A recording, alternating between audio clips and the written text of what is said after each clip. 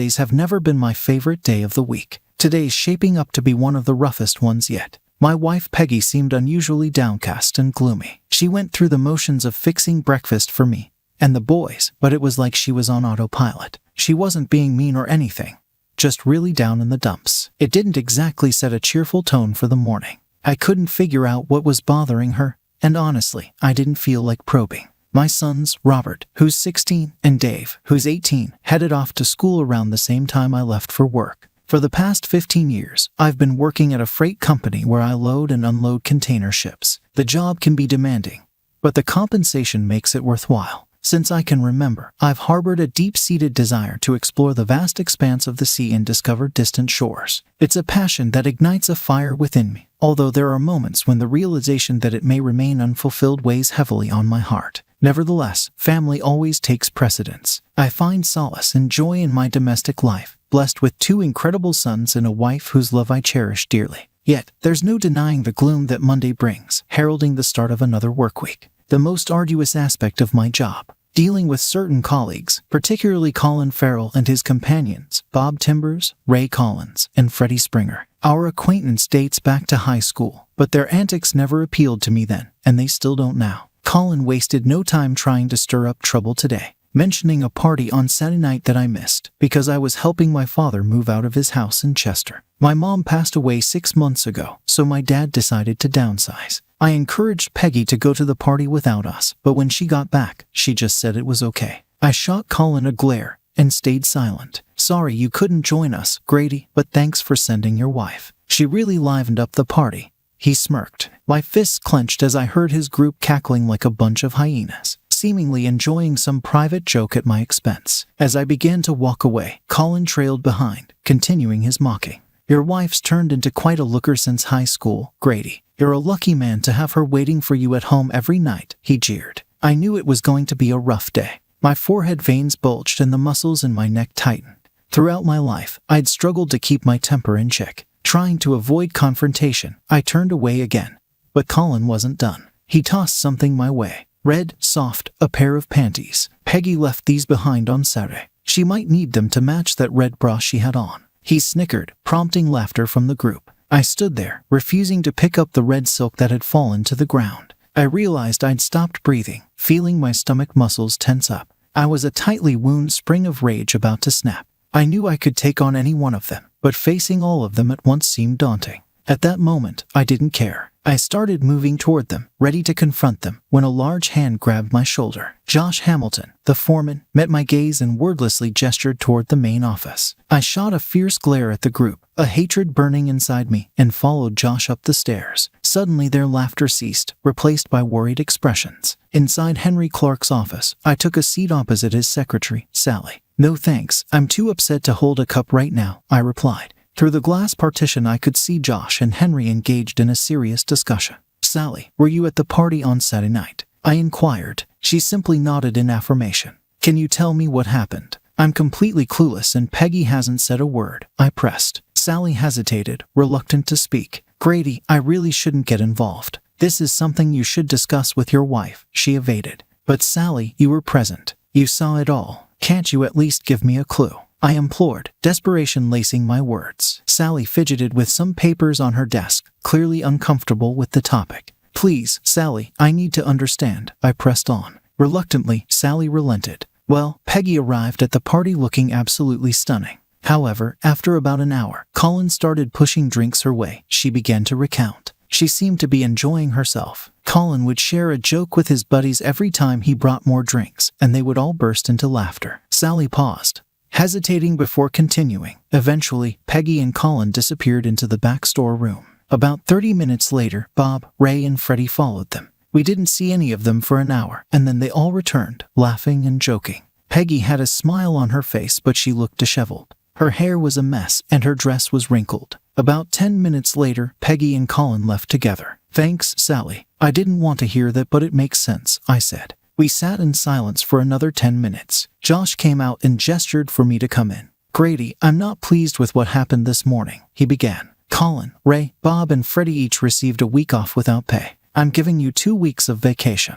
I heard about what happened on Saturday, and I assume this is news to you. I can't risk anyone getting hurt. I don't blame you for any of this, but I expect you to sort things out before returning. I'll do whatever I can to support you through this. Now get out of here," he concluded. I nodded a thanks to Henry and Sally as I exited the office. Colin and his crew were nowhere to be seen as I headed to the parking area. I left the panties on the dock and decided not to go home. Instead, I drove north, searching for a place where I could find solace. It gave me plenty of time to reflect on the past and the present. Peggy and I were classmates in high school. She was large, overweight and messy, not exactly conventionally attractive. She lacked grooming skills and didn't know how to apply makeup. Her hair was always a mess, and she didn't fit in with any of the popular groups, making her somewhat of a social outcast. Ironically, that's what drew me to her. I was a big guy, towering at 6'3" and weighing close to 300 pounds. I was also awkward, shy, and not particularly good-looking. Sports weren't my thing due to my clumsiness. Colin Farrell, on the other hand, was the opposite. He was handsome, charismatic, and athletic. There were rumors that girls wanted Colin to be their first experience. Despite not having a steady girlfriend, he always had a date. I couldn't stand him. He'd boast about his conquests, and the girls seemed impressed. Then there was Peggy. She'd hoped Colin would take her out, wanting to claim him as her first. However, Colin not only rejected her, but publicly humiliated her by telling everyone about it, calling her derogatory names. The school found it amusing, but Peggy was devastated. I saw this as my opportunity to step in. Since I wasn't familiar with the dating game, I decided to just be friendly with Peggy. Before long, we grew close, and by the time high school ended, we were a couple. After school, I landed a job in construction. Within a year, I shed my excess weight and became muscular and fit. It felt great not to be a laughingstock anymore. Peggy and I tied the knot within a year. Our sons, Robert and Dave, came soon after, and Peggy started hitting the gym. Her transformation was incredible. She learned how to style her hair, put on makeup just right, and dress to impress. She looked amazing, and I was proud to call her my wife. I loved her before her makeover, and now she was like a princess. When I got the job at the loading dock, our lives took a turn for the better until today. As I drove down the A1 highway, I knew exactly where I was headed. It was just a matter of time. I couldn't help but think about our two sons. They came from sturdy stock and showed it. We made sure they stayed active to avoid turning into couch potatoes like we once were. Dave was a bit taller and leaner, while Robert had big hands and muscular arms. Both were in good shape and capable of looking after themselves. We taught them the importance of self-control and not being bullies. Both of them shared the same dream of sailing the seas. I suppose it ran in the family. I made a promise to support them in whatever they wanted to pursue. Peggy was a fantastic mother and a wonderful wife. She managed the household well and avoided spending money on unnecessary things. Our intimate life was satisfying, or so I thought. We enjoyed ourselves during our intimate moments, and I was content with that aspect of our relationship. I found myself driving on the M6, still covering the miles. The shadows were growing longer, and I hoped to reach my destination before nightfall. It was a 7-hour journey to Port Patrick, but it was the only place I wanted to be at that moment. I kept an eye out for the A75 and finally spotted it as the sun dipped below the horizon.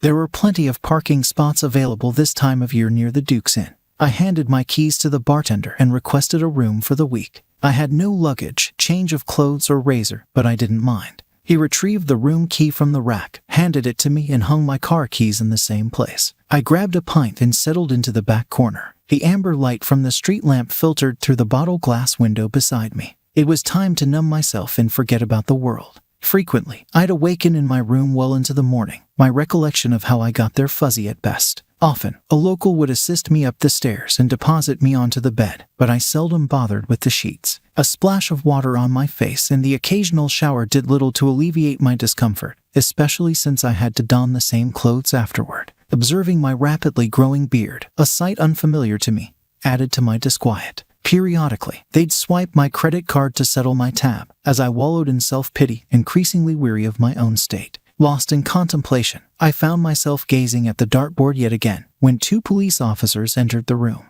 I observed them without really looking at them. They chatted with the bartender for a bit, and he gestured toward me. He also pointed to where my keys hung on the wall behind him. I figured they were looking for me. I was impressed by my own deduction. They didn't bother trying to engage me in conversation. Instead, they just kept refilling my coffee for the next couple of hours. Grady Baxter, can we have a word with you? Did I do something wrong? I asked. We just need to talk. Are you up for it? Shall we step outside? The sun was shining, but everything was damp. The cobblestones on the street and the floor of the pub were slippery, so I took my time walking across to the seawall. The whole street was on a slope, and I still felt a bit unsteady. The fresh air felt wonderful as I breathed it in. I didn't smoke, but the air inside was so heavy, it felt like I did. I leaned over the granite seawall and vomited. It was mostly liquid since I hadn't eaten much solid food in the last few days. My head started to clear, and so did my vision. My two companions waited patiently as I composed myself.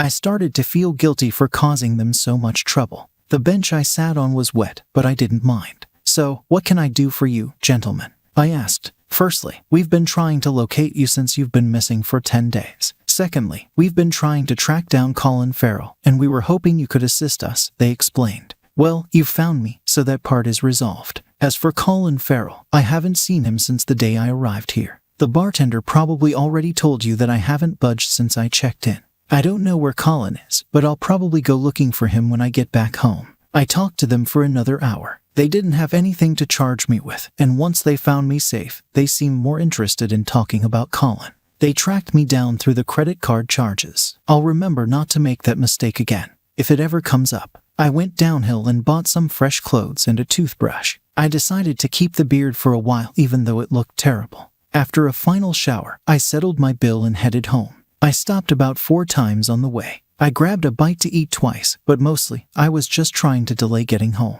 There was nothing pleasant or enjoyable waiting for me there, but I did want to see my boys. She was sitting on the couch. Only one light was on in the living room. She watched me, her hands in her lap. Afraid to move, it seemed like she'd been crying, but it was hard to tell in the dim light. I wanted a beer, but the thought of it made me a little queasy, so I grabbed a soda instead. I settled into the recliner across from her, waiting for her to speak up. "The boys are spending the night at their friend's place. I suggested it so we could have some time alone to chat. Why didn't you tell me before I found out?" "I don't know. I guess I was scared." "Scared of what?" "I wasn't sure how you'd react or what you'd do. I did something foolish, and it didn't turn out well." "Didn't turn out well? What do you mean? You won't get mad, will you, Grady?" "I'm not sure. It's probably best if you tell the truth, but let's see." "Grady, remember what Colin did to me in high school?" "Yeah, I've wanted to get back at him for that since it happened. Saturday night at the party, I thought it was the right moment, so I set a trap for him." "That's not what I heard. Hear me out, Grady. Like I said, it didn't go as planned. I dressed up nicely, and Colin started flirting with me. I let him think he was getting somewhere, and he suggested we go to the storeroom. We kissed a bit because I had to play along to set him up. After a while, he was touching my chest over my bra, so I slipped off my panties and teased him with them to make sure he was aroused." "Why did you do that? What were you thinking?" "I wanted to get back at him. I wanted him to pay for embarrassing me. Anyway, I noticed he was excited, so I told him to take off his pants so we could have some fun. He did, and then I did something girls are never supposed to do." "All right, what on earth did you do?" I pointed at his stiff member and burst into laughter. I told him it was a sorry excuse for a manhood, and that I wouldn't let anyone with such a tiny thing like that touch me. As I mocked him about his size, it started to shrink until it was completely limp. It was a mean thing to do, but it felt right in that moment. "Keep going." I composed myself and headed for the door to leave. Bob, Ray, and Freddie were waiting outside. Apparently Colin had told them they could have a turn after him, and they were patiently waiting. I walked past them and went to the restroom laughing. When I returned to the party, they were all standing around with smug grins on their faces. Apparently, they had spread the rumor to everyone at the party that they had been with me in the storeroom. They claimed it was payback for me humiliating Colin. I was upset and left. "I heard you left with Colin." "That's not true. I left alone and drove straight home." "You left your underwear there for Colin." "No, I just forgot them when I left." "Why didn't you tell me?" I questioned, frustration evident in my voice. "After they twisted everything, I got scared. I didn't know how to explain it to you," I confessed, feeling a pang of guilt. "So, you let me find out on my own in front of all my co-workers." I felt like a fool, like I was being cheated on, I lamented, the memory still fresh in my mind. They teased me about what happened, and I couldn't even respond because I didn't know the truth. I had to learn from a secretary, and her version doesn't match yours exactly. She wasn't there. I was. What I told you is what happened. "Darn it, Grady, I'm your wife. You were supposed to defend me and stand by me," Peggy exclaimed, her voice tinged with hurt as she retreated into the kitchen, tears streaming down her cheeks. I remained seated, my soda untouched, observing her as she leaned on the formica table, her sobs echoing softly in the room. Despite the turmoil, my love for her remained unwavering. She was the only woman I ever truly cared for, and despite her tears and accusations, I knew Peggy had a plan to salvage our marriage. Sally had no reason to lie to me. I felt the urge to start questioning the whole idea of marriage. Sally had no reason to lie to me. I felt like I wanted to grill Peggy on every inconsistency in her story, but I chose not to. I couldn't change what had happened, and pushing Peggy to confess something she didn't want to wouldn't help. I did want to know the truth, but I wasn't going to get it from her. I decided to leave things as they were and let her relax. I took another shower and got into bed with my wife. She rested her head on my shoulder, whispered that she loved me, and we both drifted off to sleep. I still had a few days off before going back to work. The boys were happy to see me, but kept their distance a bit. I suggested a trip to London, which they quickly agreed to. Peggy seemed pleased that the men in her family were bonding. During the drive to London, I learned that the boys had both been suspended for fighting, something we strongly disapproved of in our family. They reluctantly explained that they were getting teased about their mother's antics at the party, and decided to put a stop to it. Some boys with big mouths ended up with bloody noses and black eyes. They kept the suspension from their mother but asked me about what happened at the party. I postponed the conversation. We went to the Maritime and Coast Guard Agency, and I requested 3 applications. The boys were thrilled. It took an hour to complete all the paperwork. I had all the necessary documents, like birth records and passports. After each of us had a brief interview, they handed us medical forms to be filled out by a doctor. We went to Wagamama for dinner, and then headed home. We agreed not to say anything to their mother or friends. The physical exams were done the next day, and now all we had to do was wait. I always loved Peggy. She was the only girl I ever loved, kissed, or had closeness with. It was hard for me to believe she could do something so low. I found her actions disgraceful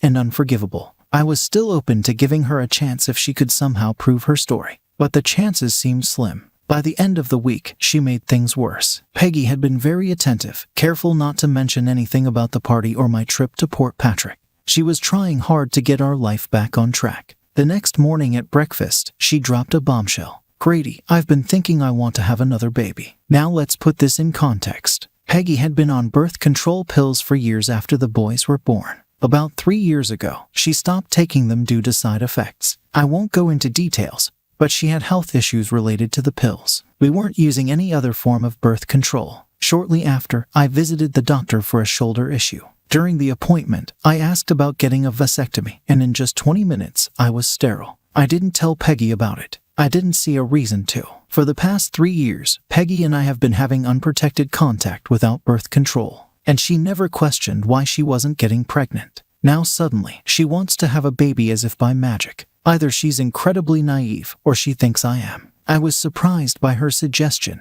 but I played along. As a man, I'm not an expert on pregnancy, but since it had been almost 3 weeks since the party, Peggy might have missed her period and was trying to cover it up. This made me rethink things, so I decided to change my plans. The boys were at school, and I talked to them before they left. They seemed to understand the situation with their mother better than I did. Having their support made me feel better, even though I wasn't sure what would happen next. I spent most of the day searching for Colin Farrell. He had to be somewhere. During lunch, I spoke to Sally at the docks, but she had no information about Colin. There was a rumor that he feared I'd seek revenge. It didn't add up because I was usually peaceful. I steered clear of where they worked to avoid bumping into my 3 tormentors. I visited a local lawyer to begin the divorce paperwork with Peggy. I didn't want to hurt her, but I couldn't continue living with her. With the boys soon to be on their own, I saw no reason to stay. One issue I couldn't shake was the urge to thank Colin and his friends for ruining my marriage. I knew Peggy was mostly at fault, but I couldn't take it out on her. Her lovers needed to face consequences for their actions. Freddie Springer, one of them, always made a stop at McMurray's for a drink before heading home.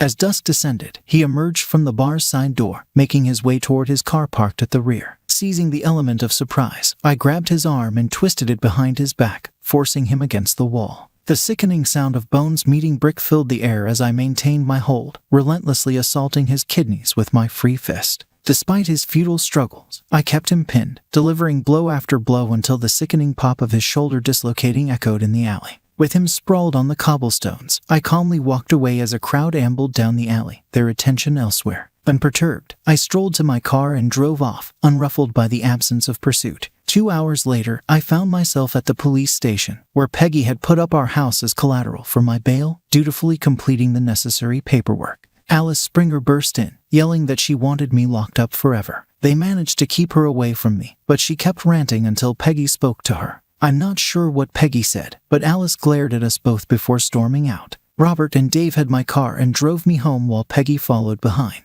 The boys looked proud of me, but I made sure not to encourage them. Freddie suffered a dislocated shoulder, a broken nose, 2 black eyes, and various internal injuries yet to be fully assessed. Several ribs were broken, but thankfully none pierced his lungs. My wife and I didn't discuss the incident when we got home. I slept on the couch for the first time in 20 years, but it didn't bother me. The next morning, I was up early, trying to figure out my next move. The Osaka Maru was docking at Felixdale. Captain Jose Costa agreed to take me on if I sorted out my papers. I promised to get back to him later in the week. On my way home, I stopped to refuel. As I finished, I noticed someone rushing toward me. I turned just in time for Ray Collins to hit me on the left side with a 2x4. It grazed my left arm before cracking a couple of ribs. I struggled to breathe, feeling unable to take in air. With my eyes shut, I saw bright flashes of white and then felt my knees give out. The wooden club made a strange clunking noise as it bounced on the pavement. Ray lost his grip on it after the impact. As I fell, my right hand instinctively grabbed onto some flannel. Twisting to the left, I slammed my right fist with the flannel into the ground. I landed hard on top of Ray's body, with my eyes still tightly shut to block out the pain in my left side. My left arm felt immovable. My right hand began hammering up and down. I wasn't sure what I was hitting, as long as it wasn't the asphalt. Both sides of my body seemed to work independently. While my left side curled up for protection, my right side kept attacking anything it could find. At first, Ray wriggled beneath me, attempting to escape, but soon he lay still. I didn't stop hitting him until some bystanders pulled me off. Breathing was still difficult, and the pain was intense. A medic administered a shot, and I drifted off to sleep on the way to the hospital. When I woke a few hours later, my left arm was in a sling and my body was tightly taped. Breathing was easier, but still required caution. Peggy was there, looking displeased. "What on earth were you doing, Grady?" she exclaimed. "You caused quite a scene over that little party issue." "Sorry, honey," I replied. "I didn't do anything." "Why did your friend attack me with a 2x4? And what's this about a little party issue?" "I need a better explanation of what happened that set," I insisted, "or I'll keep asking around." "You weren't just asking," Peggy retorted. "You were going after them and beating them up." I gave her a wry smile. "Why would I want to do that? Stop acting like a bully and stop calling them my friends." Peggy left as the doctor entered. I was banged up more than anything serious. Ray swung like a kid in a playground. My arm was sore, and my cracked ribs weren't too bad. The pain and trouble breathing were just from the hit. The next morning, Robert and Dave picked me up, grinning widely, but I told them to cool it. Ray, on the other hand, was in bad shape. He'd be on a liquid diet for a month with his jaw wired shut, and it'd take a week for his swollen face to go down. One punch did break his collarbone, though every punch was kinda random since I wasn't aiming. No charges were filed against me since witnesses confirmed Ray did at first. I had to extend my time off, this round due to sick leave. Sally informed me that Bob Timbers had resigned, with his earnings redirected to his brothers in Aberdeen. Colin's whereabouts remained a mystery. Communication between Peggy and me had dwindled, resulting in me sleeping on the couch each night. Though I shed the arm slings soon after, my ribs still throbbed slightly, though movement and breathing were manageable. With the Osaka Maru scheduled to depart in 4 days, I met with my lawyer, finalizing divorce papers set to be served within the same time frame. Entrusting everything to Peggy, including our home, didn't faze me, as I knew the bail bond company would seize it once I skipped bail. Appending my vasectomy paperwork and a recent material count lab report to the divorce documents, I reached out to friends in Scotland and resumed gym sessions to recover from the 2x4 attack. Henry Clark, reluctant to see me go, pledged discretion and agreed to keep an eye on my boys if necessary. Meanwhile, Peggy's gym visits ceased, and the household descended into disarray. Mounting laundry and a general state of disorder overwhelmed the home, with hurriedly prepared meals and lackluster conversations becoming routine. It appeared Peggy was regaining weight, marking the onset of a rapid decline that unfolded over just 4 weeks. The next day, the boys handed me my maritime papers, thrilled. We were all eager to go. I told them to finish the school year before making any decisions, but I'm not sure they heard me. I sorted out everything I needed on the Osaka Maru and got a list from the quartermaster for the next morning's sail. One last time, Robert had left his motorcycle parked at the dock's end. It was an uncomfortable 8-hour ride to Aberdeen. The motorcycle was shaking so much I couldn't even see the odometer. Despite the smooth engine and decent weather, I was relieved when I finally arrived. My friends found Bob Timbers and arranged to meet at the Four Crowns. The men's room was in the back, accessed from outside. I briefly checked inside to signal my arrival to my friends, then waited outside the building. The first two guys were locals, but then Bob came out. I heard the door lock behind him as he headed toward the restroom. I grabbed his right arm, like I did with Freddie, and pressed his head against the stone wall as we moved down the alley. His face scraped against the stone as he stumbled along. I walked about 50 feet and leaned him against the wall. He was groaning and crying in pain. In the dim street light, I could see his right eye socket was covered in blood. His cheekbone was visible below his eye, and the whole side of his face was scraped raw. "Please don't end me, Grady. I'm sorry, he pleaded. I had no plans to end him, but I saw no reason to tell him that. "Here's the deal, Bob. Tell me the truth about what happened at the party and you'll live. Lie to me and you're done for." Okay, I'm hurting, Grady," he whimpered. "Talk, and I'll get you a doctor, I promised." "When Peggy showed up at the party without you," Colin got excited. He bragged about how he was going to get her drunk and sleep with her. "Peggy looked great, Grady, really. She was dressed up and seemed like she was up for a good time." Colin kept giving her drinks, saying we could have sloppy seconds. We didn't think he could pull it off. After a while he took her to the storeroom and we followed. "You sure you want to hear this, Grady?" "Yes, keep going," I said firmly. "Okay, but please don't hurt me anymore," Bob pleaded. We could hear Colin and Peggy behind the door getting busy. She was moaning and saying dirty things like in those adult movies. It got us all worked up just listening. Eventually, Colin opened the door. Peggy was on the couch with one knee up, her private area exposed. Her top was down, her breasts out, and she had a big grin on her face. We each took turns with her, and she even gave BJ. We never harmed her, Grady. We never made her do anything she didn't want to do. Colin and Freddie had closeness with her, but Ray and I weren't interested in that. After we finished, we helped her get dressed. She and Colin left together, and I think they went somewhere before he dropped her off, but I'm not sure. "I'm really sorry, Grady. We didn't hurt her, I swear. And we didn't force her to do anything she didn't want to do,"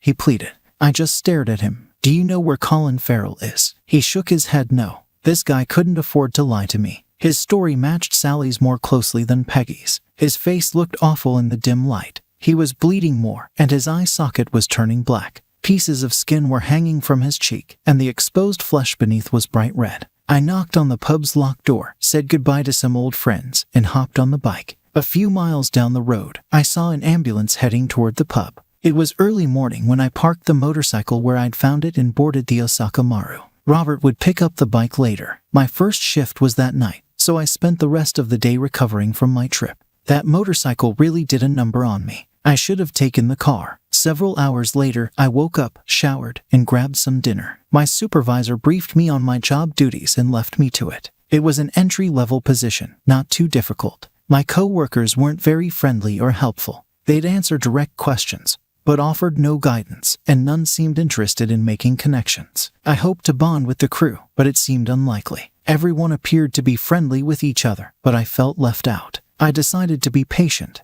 and waited out. Peggy should have received her divorce papers that morning, and I'm sure Bob Timbers has shared his side of the story with the authorities by now. "Mr. Baxter, the Royal Navy has requested authorization to land a helicopter on the Osaka Maru to transport you back to the mainland," he announced gravely. "I received a detailed wire this morning outlining the justification for their request. Allow me to summarize some of the key points in the extradition appeal. Should there be any inaccuracies, you'll have the opportunity to provide clarification. They wish to speak with you regarding the disappearance of an individual named Colin Farrell. You're facing charges related to Colin Farrell's disappearance. You're also accused of severely beating a man named Fred Springer, causing him to lose one kidney and possibly the other. You skipped bail on that charge. You're charged with injuring a man named Ray Collins, initially listed as self-defense, but now considered more severe. Lastly, on the night you boarded the ship, you allegedly beat a man named Bob Timbers in Aberdeen so badly that he lost his transportation. I don't know how you could have been in Aberdeen at the same time, and I don't want to know. It's stated here that all these incidents were carried out with your bare hands as retribution for a personal offense. Mr. Baxter, do you have any comments?" "Sir, I apologize for any trouble I may have caused, specifically regarding the charges. I just wish I could have found Colin Farrell. He would have been in the hospital like the other three. I have no idea where that guy is. I'll pack up my things and be ready for the helicopter when it arrives. Captain Costa smiled at me and said, "That won't be necessary. I told them you never boarded. There's no Grady Baxter on the Osaka Maru. Now get back to work." I returned to the crew quarters, showered, and prepared for my shift. By dinner, the police report had spread throughout the entire crew. For the rest of the trip, I had more friends than I could handle. I didn't hear from anyone back home until about a month later. My lawyer sent me a wire informing me that the divorce was finalized, so I was officially a free man. Peggy received the same news. However, she lost the house to the bail bond company when I left the country. Colin Farrell ended up in the hospital with serious injuries, and the police were looking for Robert and Dave regarding the incident. My sons discovered Colin with Peggy in our bedroom before the house was reclaimed. Peggy was now living in Oslo with her sister, expecting a child and facing weight issues again. I still had pending charges, and my lawyer advised against returning. He had no information on the whereabouts of my sons. The news left me with mixed feelings. The next morning at breakfast, the captain approached our table and said, "I just wanted to let you know that Robert and Dave Baxter aren't aboard the Tanaka Mara headed for Cape Town." We both smiled. I always dreamed of a life at sea. Second story. How do I forgive myself for being the other woman? How do I forgive myself for being the other woman? Last year, I went to live with a friend that my father has known for 15 years. This was my first time meeting her, but she is a sweet lady who I consider to be a second mom. Upon moving there, I was very depressed and suicidal, dealing with anxiety, low self-esteem, and loneliness. She, my father, and her family had been trying to help me improve my mental state so I could feel less alone. One of her kids is 41 years old. He is the player type, charming and attractive. I told her he was handsome. She laughed and later on told him this innocently. Old lady moment, I guess. He dropped me off at work one time, and I saw him here and there when he'd come by the house. Then I saw him at a barbecue, where he introduced his family and I to his girlfriend of 3 years. About a week after the barbecue, he suggested that him and I go bowling. When I asked who else was going, he said it would be just us. I asked the mother for her opinion as I wasn't sure if intentions were pure or not. She told me he was likely up to no good and that I shouldn't go. I texted him that it would be inappropriate due to the age difference and his girlfriend. Shortly after, the mother changed her mind, saying she was overthinking it and he was probably just trying to do a kind thing and help cheer me up, like the rest of their family was. So we went. I purposely dressed down since I didn't want him to think I was interested in anything other than bowling. After 2 games we sat down and he told me that I'm a grown woman capable of making my own choices, and that we should spend time together regardless of his mother's opinion. We then played pool at a bar and he asked me to come back to his place. I agreed, and after talking for a long time he started touching me. We kissed and I told him I didn't want to take off my pants, but he proceeded to do so anyways, and was very adamant about giving me oral. The next morning, he took me to get breakfast and a manicure, and then ate me out once again. Part of me enjoyed it and craved more. Part of me felt violated. Part of me felt guilty for going behind his girlfriend's back. He texted me a few days later saying he had a gift for me, and that he wanted us to go to the beach. I told him what we were doing was wrong, to which he answered, "Stop overthinking the situation. You are grown and in control. I'd like to think that this is a positive interaction that will only turn negative if one of us allows it." I told him I wanted to continue oral sex, but I didn't want intercourse. He was upset by this, but he ate me out once more. Then he did a really mean thing, set up plans for me to come over, had me get ready and wait until 10 p.m., when really he was out with his friends the whole time. This was his revenge for me not agreeing to have sex with him. When I realized he was playing a game, I broke down crying. I felt rejected and used, and my suicidal thoughts increased. The reason I went along with this is because, as someone who has grown up feeling ugly her whole life, I genuinely thought that he was the best I could do, and that I had to savor the moment, event if it meant hurting his girlfriend. I wanted the chance to feel desirable for once, and I craved to be touched. I am not trying to make myself the victim here, just giving my thought process throughout it. His girlfriend is the one who is. How do I move on and forgive myself? I am trapped in a shame spiral, with guilt and shattered self-worth. I hate that I allowed myself to be a side piece, and I'm struggling to move forward. It's been 6 months, by the way. Third story. He cheated, got an incurable STD from someone, and then gave that STD to another person he cheated on me with. I was with him for 4 years, and I found out that he was cheating on me with multiple women. Then I found out that he now has an incurable STD, and then was seeing another woman and gave her that same STD. Luckily, I did not get anything, but the other woman is not aware of him cheating or anything at all. So now they both have genital herpes, or I guess they are trying to make it work since they both have it, and on top of that the girl has diabetes and HPV from what he told me. I have been dying to tell this woman what this man has done and how he cheated on me with her, and then basically cheated on her with me. I am not sure how to go about this. Karma really got him. But Ike, if I should just let this go and move on with my life, or should I tell her that he was unfaithful to me and cheated on me while he was seeing her? Now they both have this STD. And I feel like even if I tell her, it's going to damage her more since she now has so many diseases and issues. So Ike, if I should just walk away and let God handle this, or if I should tell her that he was with me for 3 years and cheated on me with multiple women until he got with her and infected her. Please help, I've had so much anxiety because of this and don't know what to do. Thanks for joining us on this chapter of Relation Tales. If you were moved by these stories, hit that subscribe button and ring the notification bell. Don't miss out on the upcoming emotional roller coaster of relationships. Your support means the world, and we can't wait to share more compelling tales with you. Until next time, remember, every relationship has a story worth telling. See you soon.